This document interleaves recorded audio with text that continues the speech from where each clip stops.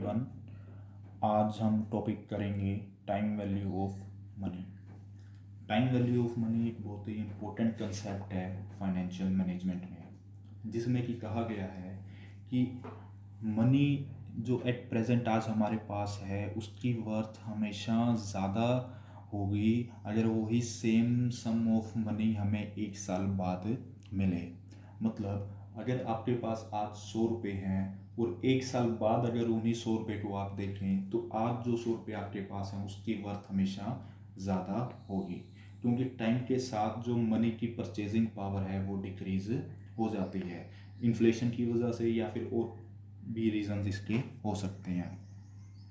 सो यहाँ पे time value of money में हम यही कैलकुलेट करते हैं कि आज जो भी सम है या जो भी मनी हम अपने पास रखते हैं उसकी इन फ्यूचर में कितनी वैल्यू होगी।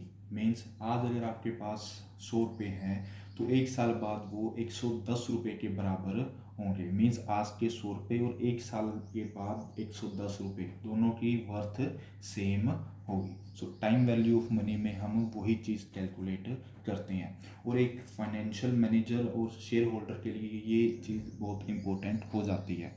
बिकॉज अगर आप 100 रुपये आज कहीं पे इन्वेस्ट करते हो और एक साल बाद आपको वही 100 रुपये वापस मिल जाए तो इसमें आपका लॉस माना जाएगा, बिकॉज आज के 100 रुपये की वर्थ हमेशा ज़्यादा है as compare to after 1 year.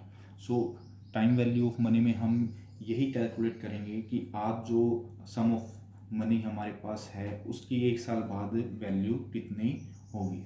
सो इसमें जो टेक्निक्स है हमारी टाइम वैल्यू ऑफ मनी की, वो दो टेक्निक्स हम करेंगे, कंपाउंडिंग टेक्निक एंड डिस्काउंटिंग और प्रेजेंट वैल्यू ऑफ टेक्निक। सो आज हम करेंगे कंपाउंडिंग टेक्निक। कंपाउंडिंग टेक्निक में हम प्रेजेंट वैल्यू से फ्यूचर वैल्यू पर जाते हैं। मीन्स हमें आज एट प्रेजेंट कोई सम ऑफ मनी दे दिया जाएगा और पूछ लिया जाएगा कि एक साल बाद इसकी वर्थ कितनी होगी। सो एक क्वेश्चन करते हैं इसके लिए। सपोज करो हमें 1000 रुपीज़ गिवन है और हमसे पूछा गया है कि एक साल बाद बताओ ये 1000 कितने रुपीज़ के बराबर होंगे अगर नॉर्मल जो रेट ऑफ इंटरेस्ट है वो 10% है। मीन्स नॉर्मल रेट जो ग्रोथ की है वो 10% हम लेके चलते हैं। सो 1000 रुपीज़ हमें निकालना है फ्यूचर वैल्यू आफ्टर 1 ईयर। सो इसका फॉर्मूला हमारा आ जाता है V1 is equal to V0 bracket 1 plus आई। यहाँ पे V1 जो है वो है हमारा फ्यूचर वैल्यू, V0 हमारी आ जाएगी प्रेजेंट वैल्यू, आई हमारा इंटरेस्ट रेट जो कि हमें गिवन है।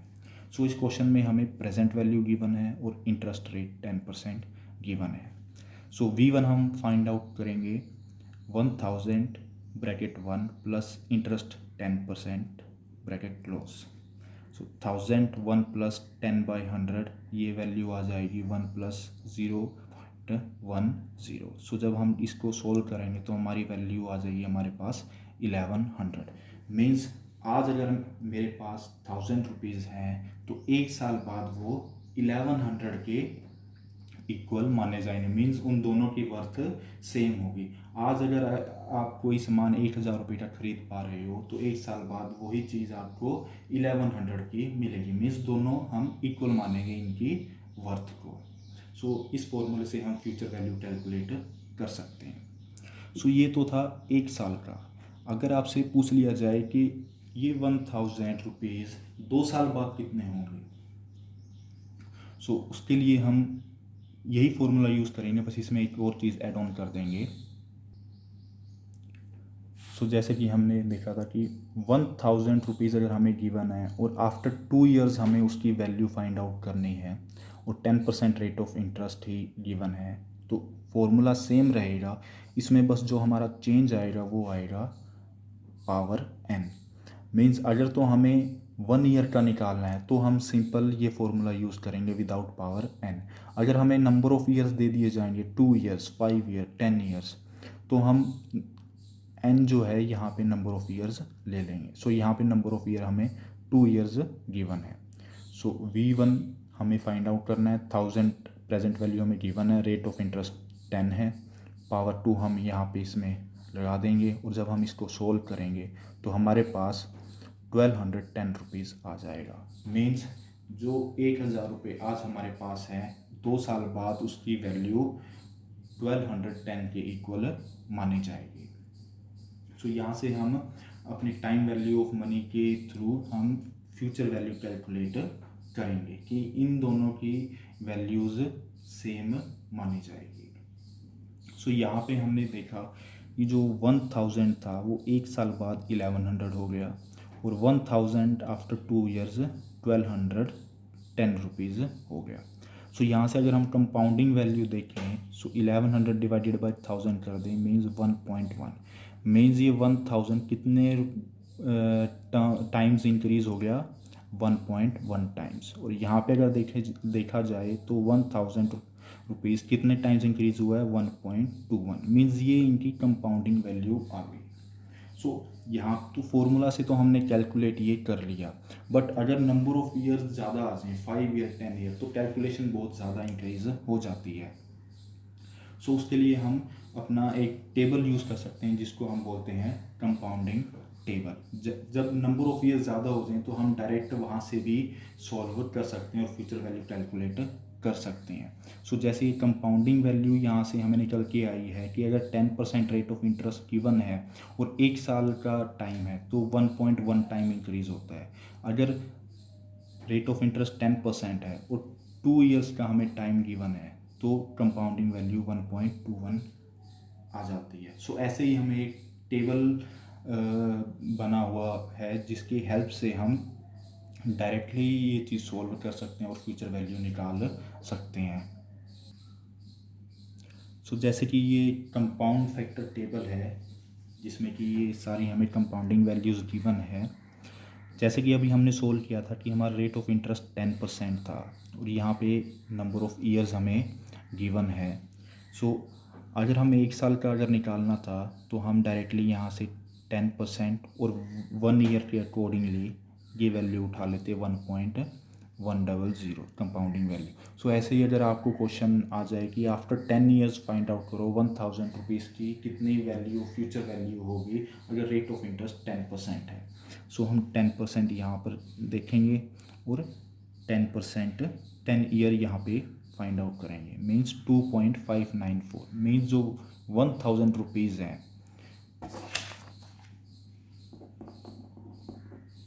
आफ्टर 10 ईयर्स हमारा कितने होंगे, हम डायरेक्ट 2.594 से मल्टीप्लाई कर देंगे मीन्स 2594 जो कि हमें वैल्यू यहाँ पे गिवन थी 2.594। सो यहाँ से भी टेबल से हम डायरेक्ट फ्यूचर वैल्यू कैलकुलेट अपने कर सकते हैं।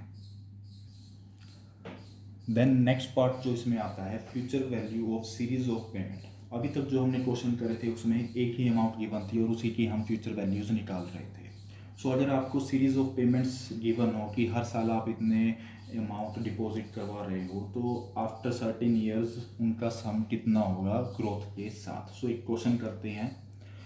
जैसे ये क्वेश्चन गिवन है कि ये पर्सन 5 ईयर्स के लिए ये अमाउंट डिपॉजिट करवाता है और जो रेट ऑफ इंटरेस्ट हमें गिवन है वो 10% है और ये सारी amount at the end of year वो डिपॉजिट करवाता है।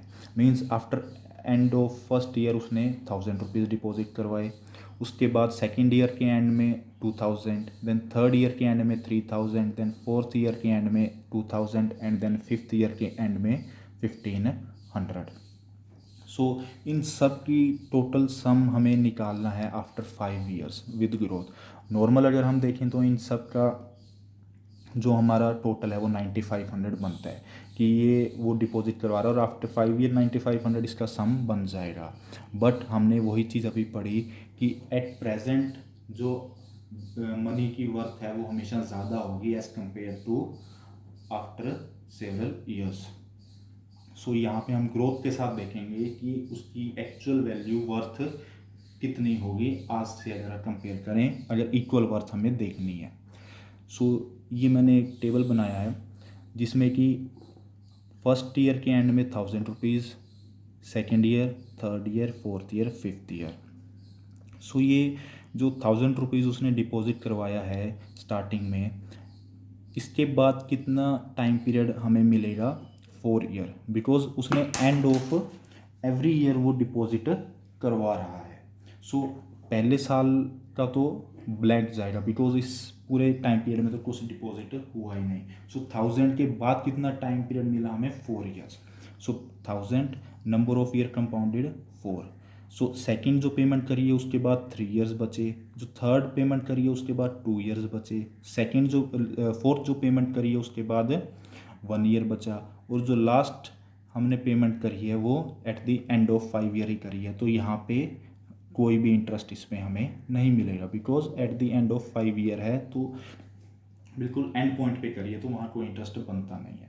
सो जो फर्स्ट अमाउंट है वो 4 साल के लिए हमने डिपॉजिट करवाई है, तो उसका जो कंपाउंडिंग फैक्टर टेबल हमने जो किया था 10% के अकॉर्डिंगली हम वहाँ से देख के इसका निकालेंगे। मीन्स 10% के अकॉर्डिंगली 4 साल के लिए 1.464, ऐसे ही 10% के अकॉर्डिंगली ये 3 ईयर्स का, ये 2 ईयर्स का, ये 1 ईयर का।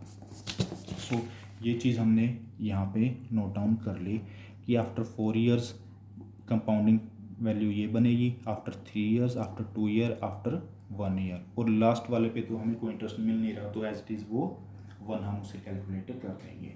सो जब हम इसको मल्टीप्लाई कर देंगे इन सब को, सो हमारी जो 1000 है उसकी वैल्यू 5 साल बाद 1464 के बराबर मानी जाएगी। ये 2000 है, ये 3 साल के लिए डिपॉजिट रहे हैं, तो इसकी वैल्यू 3 साल बाद में 2662 के इक्वल मानी जाएगी। ये 3000 की वैल्यू 3630 के इक्वल, 2000 की वैल्यू 2200 के इक्वल, और 1500 तो 1500 के इक्वल ही रहेगा बिकॉज वहाँ पे कोई इंटरेस्ट हमें नहीं मिल रहा। तो जब इन सब का हम सम टोटल कर देंगे तो हमारी जो फ्यूचर वैल्यू होगी वो होगी 11,456। मीन्स जो ये हमने टोटल 9500 रुपीज़ डिपॉजिट करवाए, इनकी फ्यूचर वैल्यू ग्रोथ के साथ हम देखें तो इन 9500 की वर्थ 11,456 की वर्थ के बराबर मानी जाएगी इन फ्यूचर। सो उसके बाद जो हमारा इसमें एक और टॉपिक बनता है वो होता है कि जो अभी हमने पिछला क्वेश्चन करा था सीरीज ऑफ पेमेंट्स का, उसमें जो सीरीज ऑफ पेमेंट थी वो अमाउंट जो थे वो डिफरेंट थे हर ईयर में।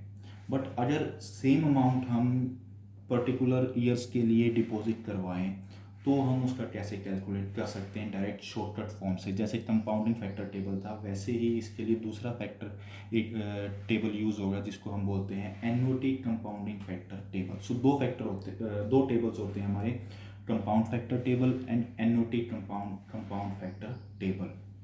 सो जब सीरीज ऑफ पेमेंट हो रही है और सेम अमाउंट है सो हम annuity compound factor table use करते हैं।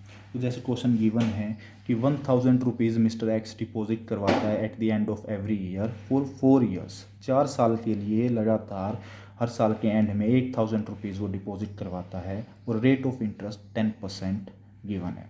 सो हम फ्यूचर वैल्यू अगर निकालनी होगी तो हम कैसे निकालेंगे, वी एन जो future value, N means number of year, are जितना अमाउंट वो डिपॉजिट करवा रहा है, ए C F annuity compounding factor table, I dot N means interest rate देखेंगे हम उस पर और नंबर ऑफ ईयर्स देखेंगे, जो वैल्यू आएगी वो हम वैल्यू पिक कर लेंगे वहाँ से। सो यहाँ पे 1000 रुपीज़ डिपॉजिट करवा रहा है at the end of every year, और जब हम एन्युटी कंपाउंडिंग फैक्टर टेबल देखेंगे जो कि मैंने अभी पीछे वीडियो में दिखाया है, सो वहाँ से हम 10% के अकॉर्डिंगली ये इस साइड लेफ़्ट साइड में 4 ईयर्स की अमाउंट देखेंगे तो 4.641 वहाँ अमाउंट आएगी। सो जब हम उसके साथ डायरेक्टली इसको मल्टीप्लाई कर देंगे तो हमारी फ्यूचर वैल्यू आ जाएगी। मीन जो ये हमने सीरीज़ ऑफ पेमेंट करी थी 1000 एवरी ईयर, आफ्टर 4 ईयर्स अगर हम देखें तो इन सब का ये 4000 बनती है। बट ग्रोथ के साथ देखें, वर्थ देखें तो जो ये 4000 रुपये मैंने हर साल at the end of every year मैंने डिपॉजिट कराई हैं, इनकी वर्थ 4641 के इक्वल मेरी आ जाएगी। और जो ये कंपाउंड फैक्टर टेबल है और जो एन्युटी कंपाउंड फैक्टर टेबल, दोनों फैक्टर मैं पीडीएफ में अपने वीडियो के साथ अपलोड कर दूंगा जो कि आप डाउनलोड कर सकते हैं, और वहाँ से आप डायरेक्ट शॉर्टकट यूज़ करके अपनी फ्यूचर वैल्यू कैलकुलेट कर सकते हैं।